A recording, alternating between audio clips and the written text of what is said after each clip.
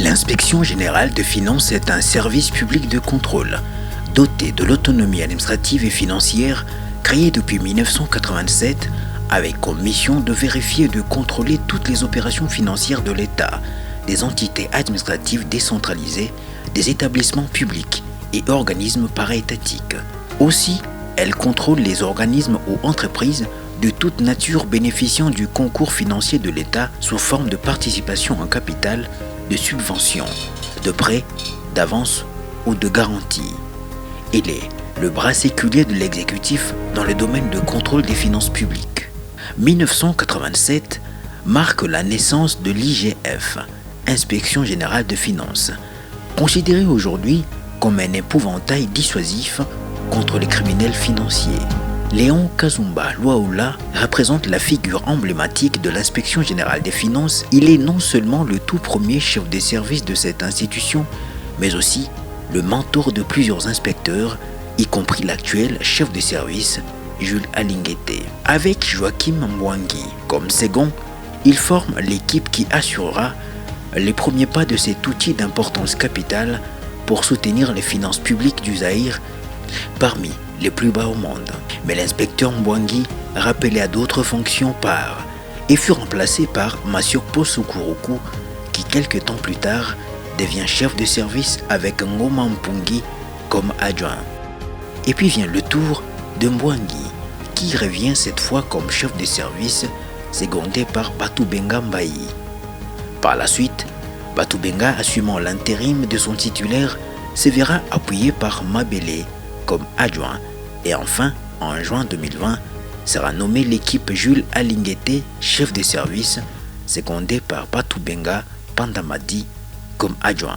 De 1987 à 1922, l'IGF totalise jour pour jour 35 ans d'existence. À sa tête, 5 inspecteurs des finances chefs de service se sont succédés. Pendant ce temps, 4 périodes marquent le mouvement de dépendance de l'IGF, qui est passé tour à tour et dans les deux sens, du ministère des Finances et de l'autorité directe du chef de l'État. Parce que, de 1987 à 2003, l'inspection générale de finances fonctionnait sous tutelle du ministère des Finances. Elle est ensuite passée sous l'autorité directe du chef de l'État entre 2003 et 2004, avant de retourner aux finances de 2004 à 2009. La même année, la présidence de la République reprend le contrôle jusqu'à ce jour. L'inspecteur chef de service honoraire, Pierre Ngoma, explique les raisons fondamentales de ces mouvements. Il y avait beaucoup de difficultés parce que les missions de contrôle, les rapports étaient déposés et après le dépôt des rapports, nous ne savions plus suivre ce qu'ils devenaient. Parce que un directeur n'a pas à aller bousculer un secrétaire général sur les dossiers déposés. Et donc, beaucoup de rapports demeuraient sans suite. Et nous n'avions pas le pouvoir d'aller réclamer ni chez le secrétaire général, ni auprès du ministre. Voilà. Dès que le rapport est terminé, il est déposé et puis le travail est terminé pour nous. Voilà. Victor Batubenga Mbayi, qui jusque-là détient le record de longévité dans la gestion de l'IGF, fait partie de ceux pour qui cette institution n'a plus de secret. Il en connaît bien l'histoire et peut donner aujourd'hui des orientations crédibles. Il y a eu une deuxième période où, pour des raisons politiques, après Sun City, on va décider de rattacher l'inspection générale des finances à la présidente de la République. C'était une décision d'autorité. Mais ça n'a pas fait longtemps. On a fait juste 9 mois à la présidente de la République. Parce que le ministre des Finances n'était pas à l'aise. Il savait qu'à tout moment, on pouvait larguer une mission de contrôle et le contrôler lui aussi. Alors que dans la première période, l'inspection générale des finances exerçait son contrôle par délégation du ministre des Finances. Or, 90 99% des dépenses, 99% même des dépenses passent par le ministre des Finances. Donc, le pouvoir de l'inspection générale des finances était vraiment réduit. Parce que c'est la personne qui devait le plus contrôler, qui était au-dessus du contrôle. Et ce qui fait que le ministre des Finances qui est passé à l'époque a tout fait pour faire passer notre texte où nous revenions de nouveau à l'inspection, à la situation de la direction. Et ça a perduré jusqu'en 2003. Et je vous assure que tout ce que j'ai décrit comme des avantages, c'était de nouveau arrivé. Et en plus, il y a un phénomène qui a toujours été remarqué, c'est que la Fédération des entreprises du Congo s'arrangeait toujours pour placer quelqu'un qui leur est favorable à la tête du ministère des Finances. Ce qui fait que toutes les initiatives qui venaient de l'inspection, qui étaient capables de ramener beaucoup de recettes au niveau de l'État, étaient étouffées par ce pouvoir économique. L'évolution des textes juridiques régissant l'IGF à chaque période de mutation fait partie aussi des faits marquant son parcours, analysé ici par Herman Yeleza. En termes de motivation, je vais peut-être les énumérer sans forcément que ce soit la première plutôt que la deuxième. Vous avez d'abord cette adaptation des structures à l'environnement de gestion des finances publiques, parce que avant on avait 5 brigades, la brigade de coordination et 4 brigades opérationnelles, en regardant plutôt les secteurs clés des finances publiques. Les recettes constituaient une brigade, les dépenses constituaient une brigade, les organismes qui ont une autonomie de gestion constituaient une autre brigade, et puis la contre-vérification constituait la 4e brigade opérationnelle. Ce mode de travail n'a pas permis qu'on couvre tous les domaines, surtout par exemple dans la brigade des organismes publics, contrôler à la fois les entreprises, les établissements, les provinces et les ETD, engendrait, on a vu ça sur des rapports d'une dizaine d'années, que cette année on faisait ceci, l'autre année on ne faisait pas cela, et donc on ne couvrait pas l'intégralité du domaine de compétences et d'inspection. La même chose dans les recettes et la même chose dans les dépenses. Alors, en spécialisant davantage les brigades, on avait une meilleure garantie de couvrir l'ensemble du domaine de contrôle de l'inspection. Donc, couvrir davantage le domaine de compétences de l'inspection était une des motivations. La deuxième motivation, elle découle également de ce qu'on appelle un peu l'examen par les pairs. L'inspection générale fait partie d'un regroupement des inspections générales d'État et des finances d'Afrique, généralement francophones. Et la plupart de ces pays, justement, ont adopté ce que nous avons fait en 2011, la gestion axée sur les résultats. Dans cette gestion-là, la maîtrise des risques devient quelque chose de très important. Parce qu'on veut que les gestionnaires soient dans les conditions, que lui-même puisse gérer des conditions où il s'assure que les résultats qu'on lui assigne, il puisse les atteindre. Et donc, beaucoup de services ont migré du contrôle inspection traditionnel vers des missions d'audit. L'inspection et l'audit sont des métiers différents. Et dans nos textes, on n'a parlé que de contrôle et d'inspection.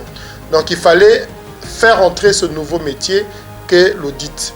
Et on a stigmatisé cela par l'institution d'une brigade entière qui s'occupe de l'audit, l'audit des services administratifs classiques, l'audit de tous les services qui émargent au budget général de l'État. Et on donne à l'inspection générale la compétence d'être un peu comme le comité d'audit qui supervise tous ces audits-là. Une troisième motivation, c'était d'éclaircir l'interprétation que certaines personnes, particulièrement au niveau de la FEC, faisaient des dispositions de l'inspection générale des finances, particulièrement en matière de contre-vérification. Dans notre entendement, ces dispositions ont toujours été claires. Mais il y a de la mauvaise foi qui peut être de tirer cette phrase, de faire une mauvaise analyse simplement grammaticale, de rattacher tel mot à tel autre mot et de dire oui, dans vos textes, vous ne pouvez pas contrôler les personnes privées qui ne bénéficient pas d'une subvention de l'État. C'est vrai et c'est pas vrai. C'est vrai dans le sens où lorsqu'on fait un contrôle de gestion, lorsqu'on définit les personnes que l'inspection générale des finances peut contrôler, l'inspection générale des finances contrôle les finances publiques. Donc, il n'a rien à voir dans les finances privées. Et une entreprise qui n'a jamais bénéficié d'un concours financier de l'État, on ne contrôle pas sa gestion. Si elle est bien gérée, tant mieux pour les actionnaires. Si elle est mal gérée, tant pis pour les actionnaires. Mais ceux qui ont bénéficié d'un concours financier de l'État, on doit s'assurer qu'elles sont bien gérées. Et ça, c'est ce que dit l'article 2 de nos textes.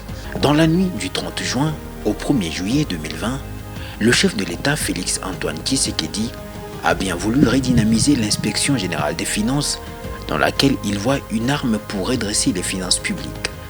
Il nomme ainsi, sur ordonnance, M. Jules Alinguete Kei au poste d'inspecteur général des finances chef des services avec comme adjoint M. Victor Batubenga Pandamadi.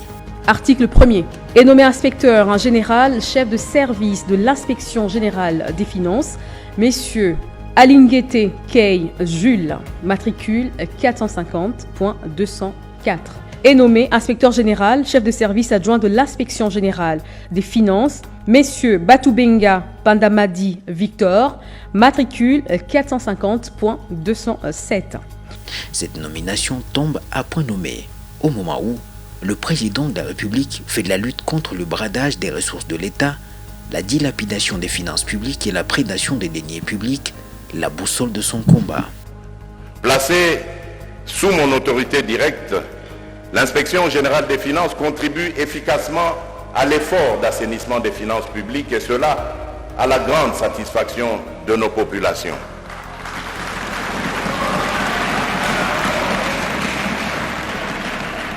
Optant pour la voie du développement empruntée par le président de la République, chef de l'État, la nouvelle équipe de police des finances promet à travers ses actions de s'inscrire dans la vision du chef de l'État.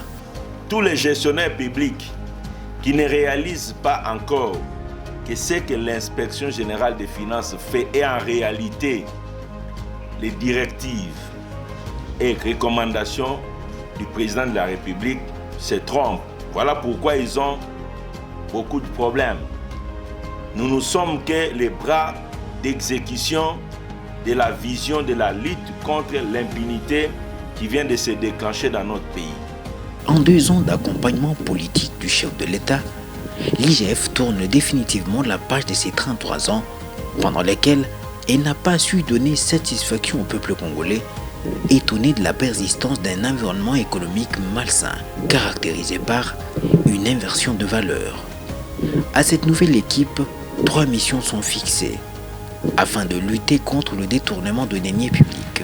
Rajeunir le corps des inspecteurs des finances, puisque le dernier recrutement date d'il y a 30 ans et le plus jeune inspecteur avait 56 ans. Ensuite, restaurer le prestige de ce service, quasi méconnu de la majorité des Congolais. Enfin, lutter farouchement contre l'impunité en traquant les fossoyeurs des finances. Pour mener à bien ces missions, la modification des textes s'impose compte tenu des impératifs financiers du pays. L'IGF est passé ainsi du service de contrôle supérieur du gouvernement sous tutelle du ministère des Finances au service de contrôle supérieur de l'exécutif rattaché au président de la République. En septembre 2020, la loi portant fonctionnement de l'IGF est ainsi modifiée et apporte plusieurs innovations. Il a fallu rajeunir l'équipe et introduire la possibilité de désigner un inspecteur général des finances chef des services parmi les inspecteurs spéciaux. Le texte de 2020 a répondu à la préoccupation de la contre-vérification fiscale qui vise non seulement la vérification, mais aussi établir la responsabilité de l'agent qui a commis le forfait. L'alignement de l'IGF comme service d'appui à la mobilisation de recettes. Passant de la parole à l'acte, le rajeunissement de l'équipe a été la priorité. En recrutant 120 nouveaux inspecteurs des finances qui rejoignent les anciens, le premier recrutement est intervenu en 2020 et le deuxième en 2021 pour redonner une nouvelle énergie à cette institution. Un inspecteur des finances n'est pas n'importe qui, je me permets de le dire. Et vous ne serez pas n'importe qui dans cette administration parce que déjà, les modalités de votre recrutement est exceptionnelles. Deuxièmement, votre carrière sera exceptionnelle parce que vous intégrez l'inspection générale des finances au grade de commandement, au grade de chef de division. Ce qui est une particularité qu'aucune administration publique, aucun service public a, à l'exception de l'inspection générale des finances. Et cette particularité, c'est en fonction des exigences que nous voulons à l'inspection générale des finances, de la qualité qu'un inspecteur des finances doit avoir pour exercer correctement son travail. À travers une restructuration profonde, l'IGF subit les réformes imposées systématiquement dans le domaine des finances publiques et dans l'organisation administrative de l'État. La mise en place d'un dispositif de contrôle interne efficace et efficient avec la naissance de l'audit interne a aussi aidé à redresser cette institution. Nous tenons à ce que l'inspection générale des finances soit un service public modèle qui donne des leçons, mais qui, à l'intérieur, ça applique les mêmes leçons ou applique les mêmes principes exigés aux autres.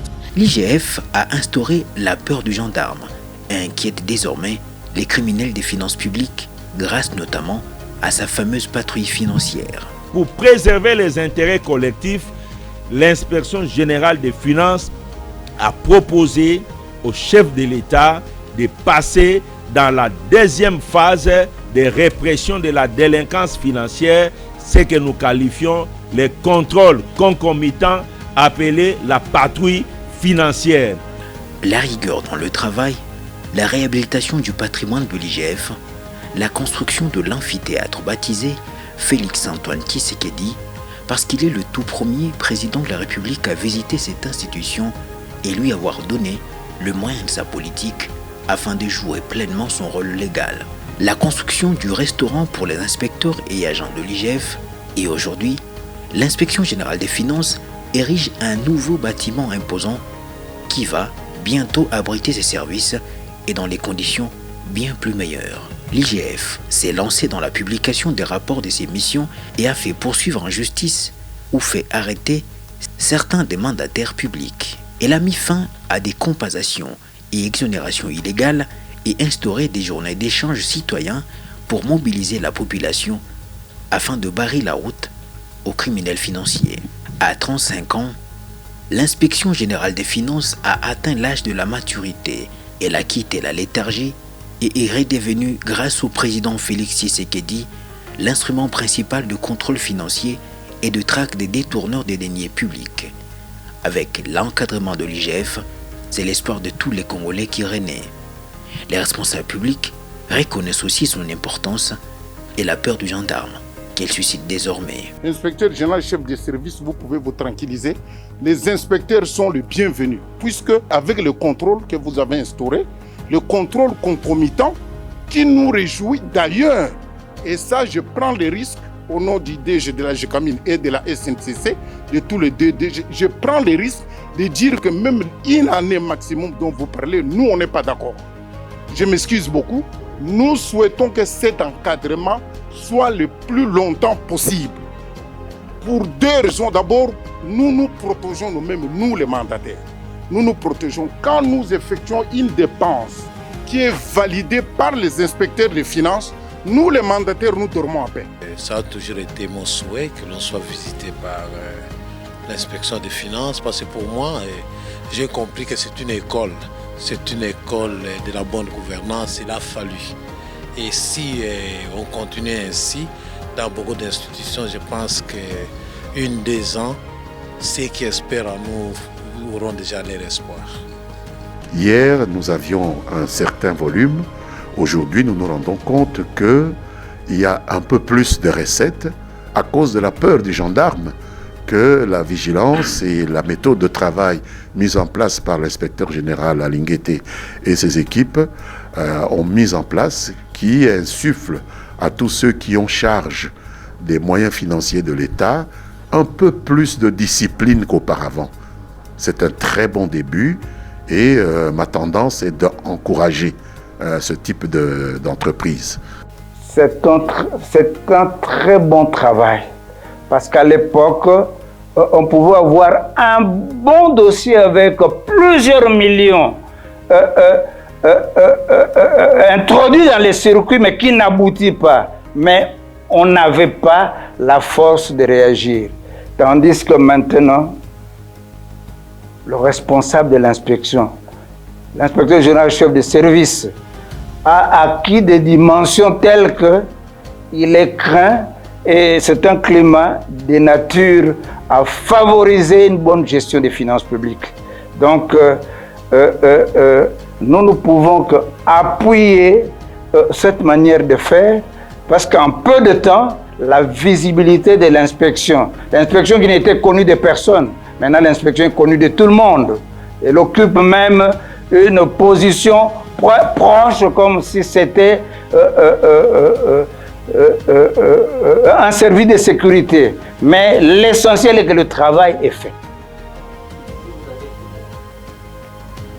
Mais je crois que pour évaluer le travail qui est fait au niveau de l'inspection générale des finances, et on a des rapports qu'on faisait au Premier ministre, à la présidence, pour leur dire que le budget qu'on avait était insignifiant et qu'il suffisait de donner des moyens à l'inspection générale des finances, on pouvait le doubler, on pouvait le tripler. Je pense que ce qu'on a aujourd'hui ne fait que conforter notre position pendant tout ce temps que nous avons été à l'inspection générale des finances. Avec des moyens. Il y a moyen de qu'il y ait la peur du gendarme et que le travail se fasse convenablement et avec des résultats que nous avons aujourd'hui. Donc vous savez, quand on a vécu toutes ces difficultés-là, voir aujourd'hui la facilité qu'a l'inspection pour avoir les moyens, parce que on n'a jamais eu de problème au niveau du Parlement. On nous donnait généralement un budget conséquent. Mais le problème, c'était maintenant les décaissements. C'était pas facile. En tout cas, si on a une année exécutée convenablement, le budget, c'est à 20%. Donc, je crois que ceux qui ne tenaient pas à ce que l'inspection travaille convenablement savaient que le seul moyen de bloquer l'inspection générale des finances, c'était de ne pas lui donner les moyens. Il était pratiquement difficile de faire des missions à l'intérieur, déjà. Difficile de faire des missions à l'intérieur. Et toutes ces missions se faisaient ici sur place, quelquefois un peu au Bas-Congo, mais c'était difficile d'atteindre quelquefois les provinces qu'on pouvait booster pour avoir beaucoup de recettes. L'IGF, l'inspection générale des finances, est applaudie par la population et qui reconnaît son rôle capital et très remarquable dans le redressement de la nation.